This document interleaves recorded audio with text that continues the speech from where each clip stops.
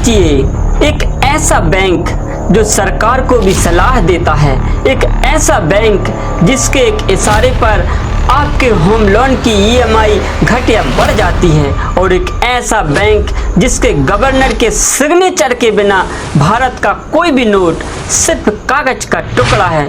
जी हाँ, हम बात कर रहे हैं भारत के बैंकों के bank reserve bank of India यानी आरबीआई की।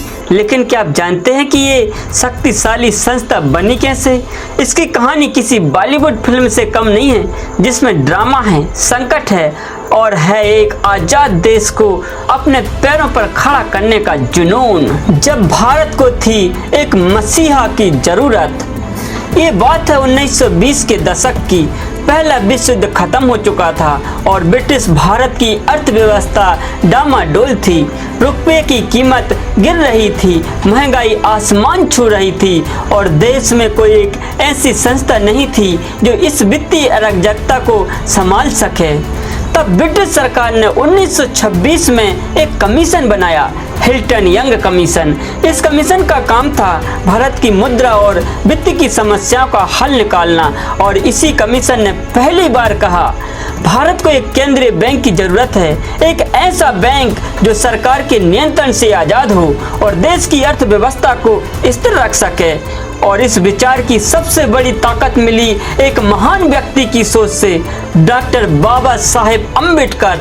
उनकी किताब the problem of the rules ने आरबीआई की नींव रखने में एक अहम भूमिका निभाई।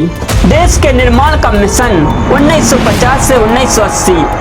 आज़ादी तो मिल गई, पर अब देश को अपने पैरों पर खड़ा करना था।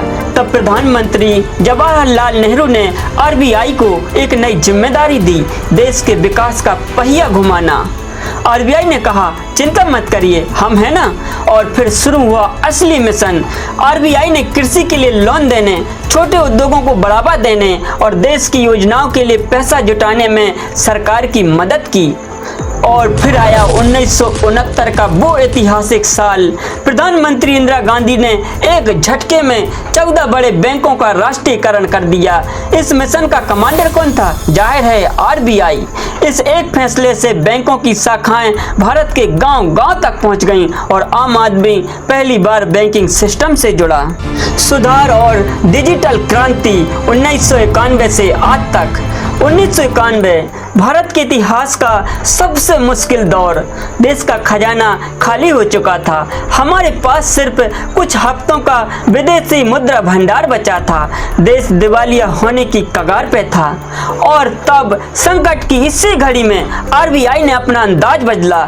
सरकार के साथ मिलकर इसने आर्थिक सुधारों की नींव रखी, बाजार खोले गए, प्राइवेट बैंकों को लाइसेंस दिए गए और आरबीआई एक सख्त कंट्रोलर की भूमिका से निकलकर एक समझदार मैनेजर बन गया। और फिर आई डिजिटल क्रांति। आज आप जो दोस्तों को यूपीआई से पैसे भेज देते हो, ऑनलाइन शॉपिंग करते हैं, और ये सब मुमकिन हुआ है आरबीआई की वजह से।